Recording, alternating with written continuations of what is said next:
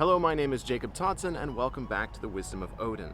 Around 6 months ago, I sold nearly everything I own in order to travel the ancient north to share with you places from the ancient past, particularly when it comes to the spirituality and the paganism that used to exist all across the world. But also part of this job, and what I feel like I need to report on, is how these ancient traditions are being revived today.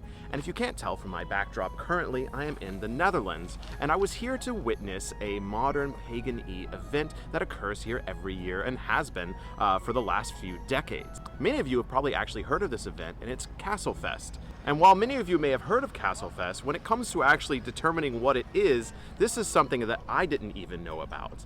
But luckily I have friends here in the Netherlands that invited me to come with them this year just for a day in order to experience it for myself.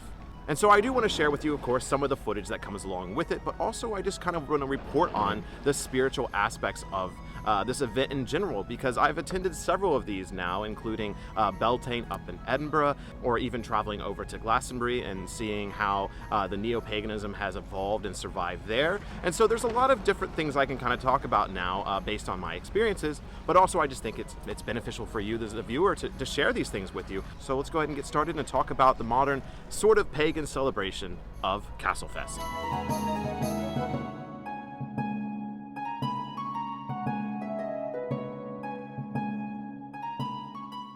So if I were to describe Castlefest to somebody in like 10 seconds, I would say it is a Renaissance fair mixed with a music festival mixed with a pagan event.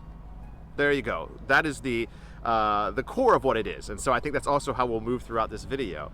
So to start off, if you need a basis for what this is, especially to my American audience, it really is like a Renaissance festival. And so you have booths that sell medieval clothing and food, in the sense that you can get like things like, well, I didn't see any turkey legs there, but you can get really rustic food, really hearty food. And then of course there's plenty of drinking, there's plenty of mead, there's plenty of ale, and things like that.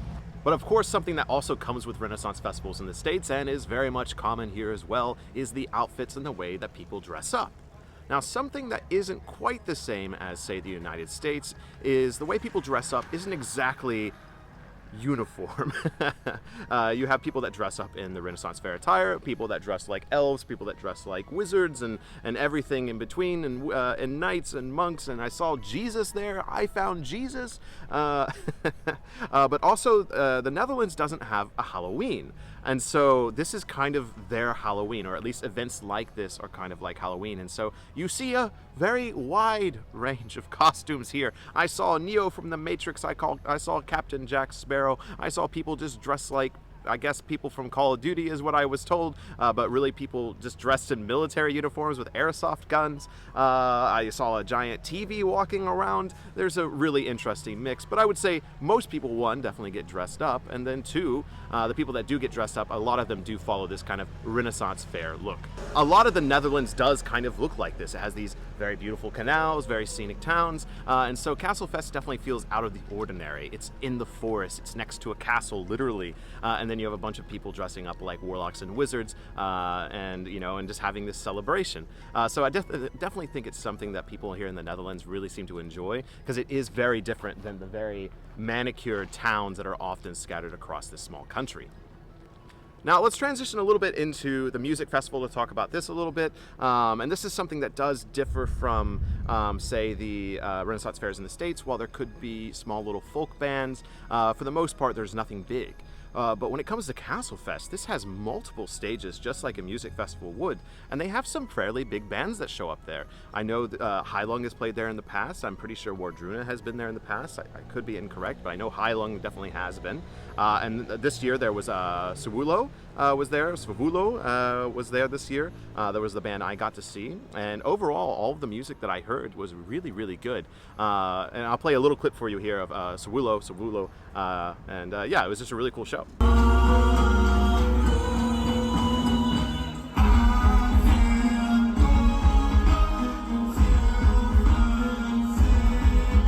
Now, okay, yeah, we kind covered all the basic bits. I just wanted to rush through those so you get an idea, a pretty little picture of what happens at Castlefest. But now let's move into what this channel is about, and that is the spiritual elements. And so this is definitely where this differs a lot from, say, a Renaissance festival in the United States, is you have an entire camp basically in Castlefest, an entire area that is all spiritual stuff, and I loved seeing it. And so you had people doing divination work, you had people doing trance and healing work, you had people selling bones, you had people selling all kinds of little magical trinkets, and then of course I randomly came across a drum circle / singing session that kind of formed as well, and it was just a very genuine and pure thing.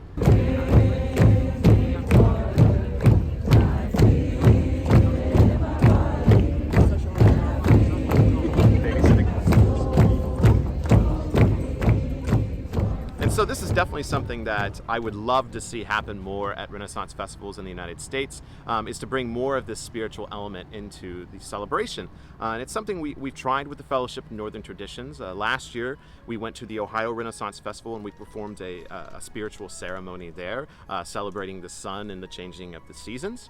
And it seemed to get a fairly positive response from the owners of the Renaissance Festival there. It's something I think we're going to continue to try more and more in the United States, and something I hope to see more and more of is this spiritual element coming in.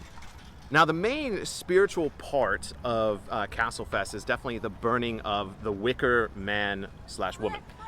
So this is something they do every single year, it seems, and it really is this massive wicker structure. And obviously this is something that goes back to Wicker Man stuff, both in like movies and also in this like legend, is this idea of having a giant wicker structure that is burned. I think it goes back to the Celtic tribes, but really what it is just a way to give offerings to the next world. Now, obviously, in the ancient past, there is this reports from mostly the Romans, I believe, that people were put inside of the Wicker Man. Obviously, this is not done at Castlefest, but what is done is people are allowed to give offerings, and this is something I absolutely loved. And for people that remember my Beltane video, this is one of my main critiques of the Beltane celebration in Edinburgh, is that the celebration there really was more of a performance piece, at least for the people observing it. There was very little way to actually interact with the performance as it was happening. I have no doubt that there is spiritual elements mixed in because I felt them, but I did wish that there was more of a way for me to interact with this event. Now, I was informed that there was a way to give offerings or tie something to a little tiny Wicker Woman, but it was very ill-marketed. It wasn't shown very well. Whereas obviously the Wicker Man, the Wicker Woman in Castlefest was very much a centerpiece, and it was given a lot of focus. And so this is something I love to see go to a celebration like Beltane in Edinburgh, is a little bit more focus on the spiritual. Because there was a very, very long line for the Wicker Woman here. I mean, it was 100 people long. You had to wait, and you could bring offerings to the center chest and have a moment. You could actually have a moment and sit there and say a prayer, say some words, or just leave the offering inside and appreciate its beauty. And then they actually had people there that their job was to perform this ritual, was to perform this sacred ceremony, and it was really cool. And they had a speaker come out that did a really nice basically calling of the elements, calling of the goddesses. I'll play a little bit for you here, actually. To invite the element of air, let us blow our horns or whistle like a storm. Welcome,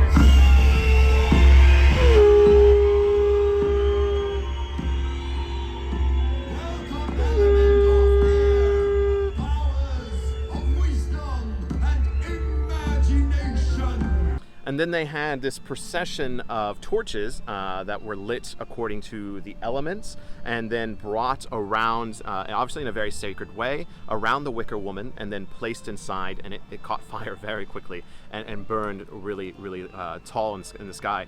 And again, this was something that was really powerful to see because there was a lot of people here. This is not a small event. There were several thousand, I don't even know how many thousands of people gathered around this Wicker Woman that was burning these offerings and sending them up to the gods, to the spirits. And you can see many people in the audience, holding up their arms, absorbing the energy. There was people crying. There was people really, really invested and involved in this. And it was just really magical, especially coming from the United States. And even after experiencing Europe, you see a lot of people are very under the shirt, so to speak, about their spiritual practices. And so to see an event like this where especially sometimes notably reserved people like the Dutch come out of their shell a little bit and open and show that spiritual interest, because I find it really interesting. A lot of the Dutch people I talk to usually will not say they're pagan or spiritual, but then they'll come to an event like this, leave offering, feel the magic, you know, soak in the smoke, gather the ashes, wear charms around their necks. And so they might not necessarily name what they do, but obviously I think a lot of people in the predominantly non-Christian Netherlands really do kind of adapt these spiritual practices they have at events like Castlefest. So basically, as it burned, everyone just kind of sat there in reverence and enjoyed the moment. And then as soon as the fire died down, that's when Swillo came on, and it was just a party from there.